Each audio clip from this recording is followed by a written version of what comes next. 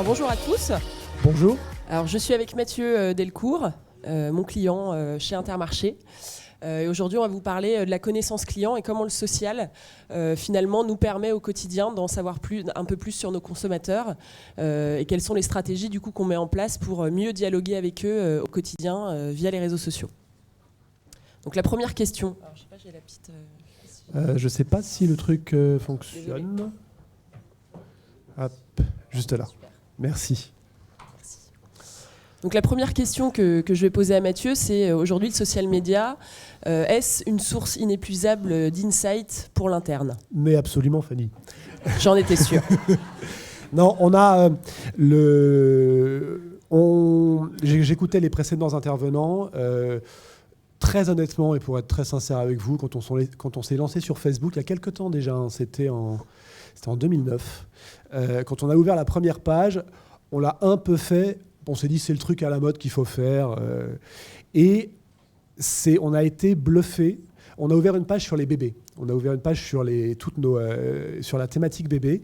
Et on a été bluffé par le résultat. C'est-à-dire qu'au bout de quelques jours, on avait fait une campagne display, mais on n'avait pas mis énormément de médias.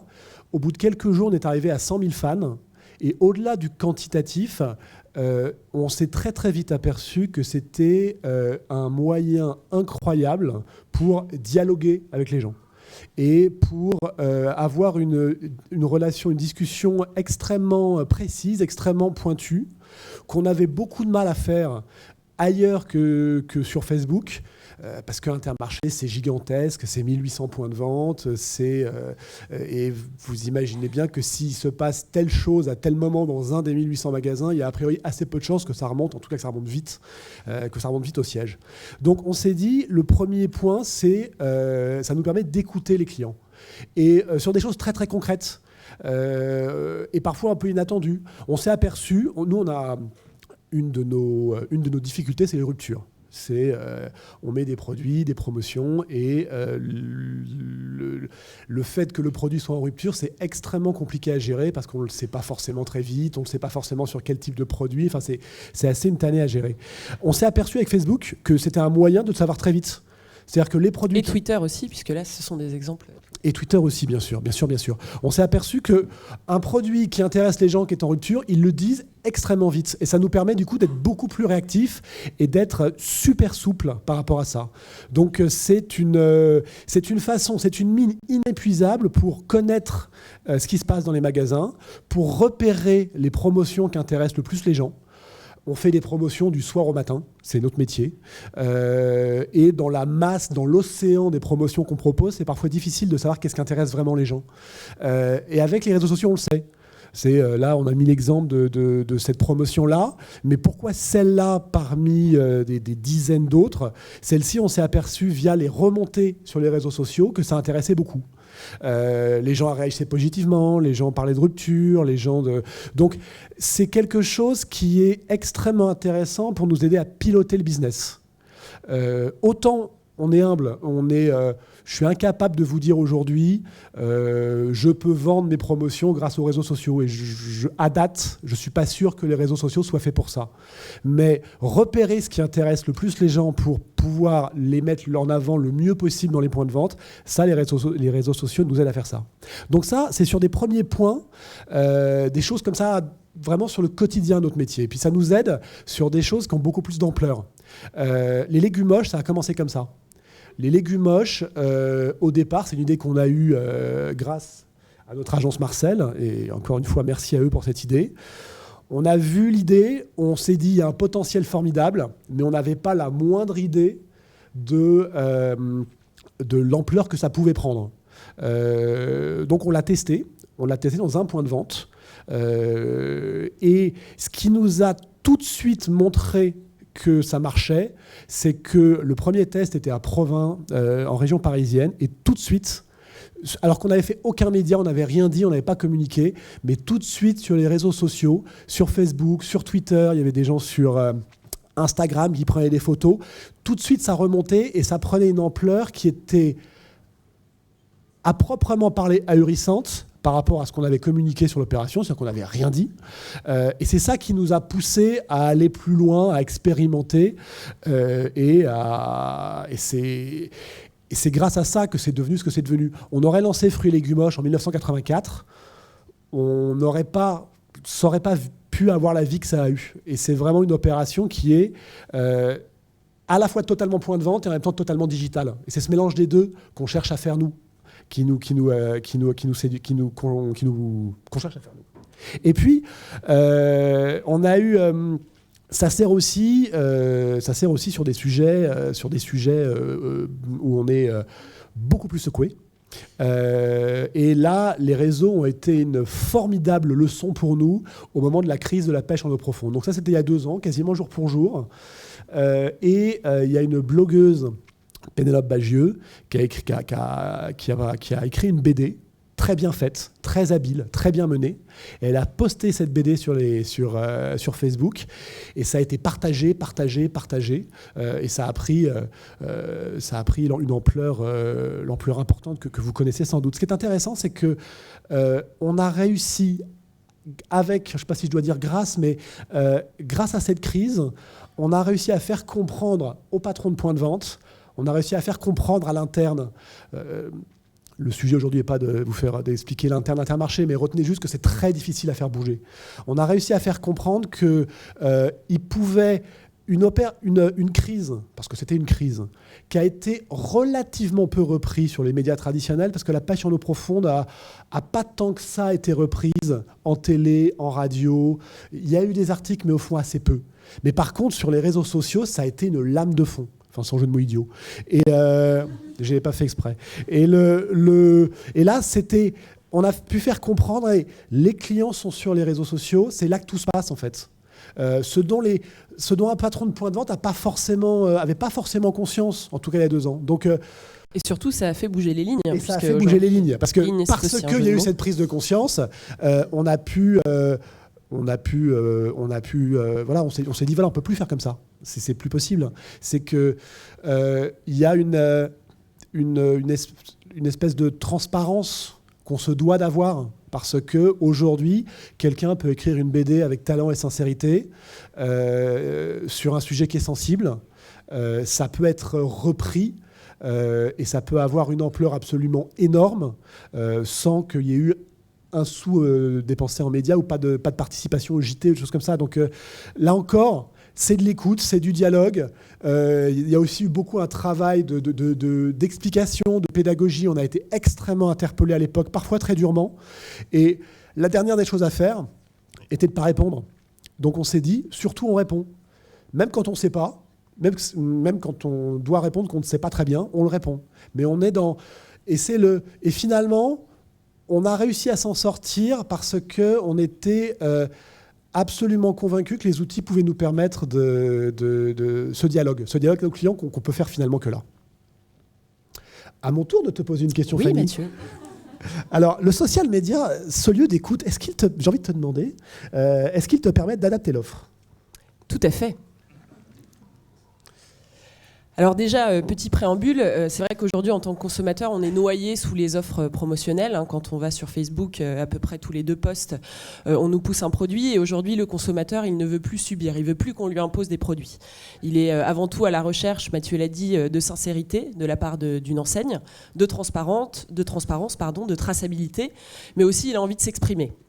Et c'est pour ça d'ailleurs que chez Marcel et chez Intermarché, on parle plutôt de consommateur vs consommateur, puisque c'est aujourd'hui on essaye de mettre le consommateur au centre et de le faire agir et réagir. Donc en 2012, ça date un peu, mais Intermarché, on avait lancé l'opération Parent-Testeur. Donc le but c'était que 500 personnes de la communauté Vive les bébés, donc cette communauté de mamans qui aujourd'hui rassemble quasiment 800 000 mamans hyper engagées sur la page. On leur a proposé donc de tester les produits pommettes. Donc les produits pommettes, Mathieu, je ne sais pas si tu veux en dire un mot, mais c'est la marque propre d'Intermarché. C'est notre marque propre spécialisée dans tout ce qui est couches et produits pour bébés. Voilà, donc on a en fait envoyé des couches à 500 parents testeurs qui nous ont fait des retours sur la page Facebook Vive les bébés. Et donc évidemment, on a tendance à vouloir avoir que les avis positifs. Et bien nous, on avait pris le parti de n'avoir aucune modération. Et donc ces parents-là, ces parents testeurs ont pu s'exprimer librement sur les produits Pommettes. Ce qui nous a beaucoup frappé, et on l'a dupliqué, parce que là on parle de l'opération qui effectivement date un peu, mais après on l'a fait on a fait tester les produits, on a fait tester les yaourts, on a proposé des pots pour bébés, à chaque fois on est étonné du temps que les consommateurs sont prêts à passer à tester des produits, à donner un avis parfois très très précis. Et là encore, voilà, c'est une occasion de dialoguer avec les clients qui est vraiment intéressante et qui nous aide beaucoup. Et surtout d'avoir des insights consommateurs qui nous permettent du coup d'adapter notre offre et d'adapter nos produits en fonction de ces retours. On a un exemple probant qui est celui de l'eau nettoyante visage et corps Pommette, où là encore on avait fait tester à nos parents testeurs cette eau. Et donc on a eu des remontées notamment sur la difficulté d'activer la pompe du produit, du flacon. Et donc, au regard de ces avis qui étaient négatifs sur cette pompe, on a décidé, enfin le marketing Intermarché a décidé donc de mettre un petit mode d'emploi sur le flacon pour répondre du coup à ces critiques qui avaient été faites sur le produit. Donc c'est vraiment ces avis-là, ils sont pas juste là pour dire Intermarché donne la parole à ses consommateurs, mais c'est vraiment des insights pour nous, pour l'interne, chez Intermarché et chez Marcel, pour ensuite pouvoir adapter les produits et finalement les améliorer, parce que le combat reste l'amélioration de la vie de nos consommateurs au quotidien. Alors, dernière question, Mathieu, c'est à toi de répondre cette fois. Le social media, est-ce mieux parler à ses clients et notamment en local ? C'est vraiment c'est la prochaine étape. Et c'est ce qu'on essaye de mettre en place. Maintenant, on se dit, on aimerait que de plus en plus, les pages Facebook soient déployées au niveau local et idéalement que chaque point de vente déploie sa page. C'est fait aux États-Unis, ils le font. Tesco, par exemple, travaille beaucoup comme ça. McDonald's est en train de prendre ce pli-là aussi. Et on est convaincu que c'est la bonne route à prendre pour nous. La difficulté, c'est que ça, on n'a pas les moyens humains de mener ça du siège. Il y aurait 1800 pages à développer, il faudrait des centaines de community managers, et même si on avait ça, de toute façon, on ne pourrait pas être sur le terrain, donc ça ne marcherait pas. Donc il faut qu'on essaie de convaincre l'interne et de les amener à développer leur propre page. On a des ambitions assez élevées, on se dit que demain, ça doit pouvoir être un complément extrêmement intéressant du prospectus.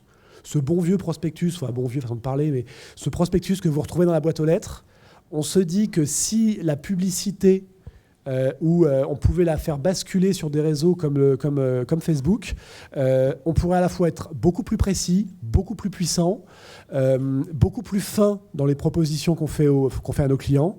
Et on se dit là qu'il y a vraiment un et surtout, on arrive du coup là à toucher 45 000 personnes avec 300 € d'investissement média. Donc là, c'est un exemple. Local. Il en existe des dizaines, mais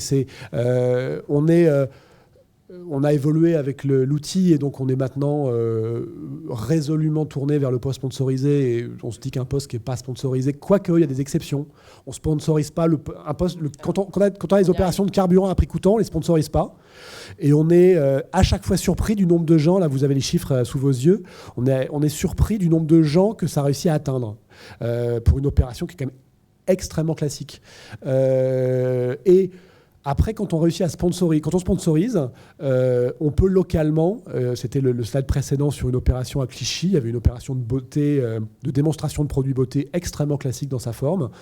On l'a fait connaître via Facebook, via un post géolocalisé sponsorisé. Et là, pour faire vite, tout Clichy était au courant.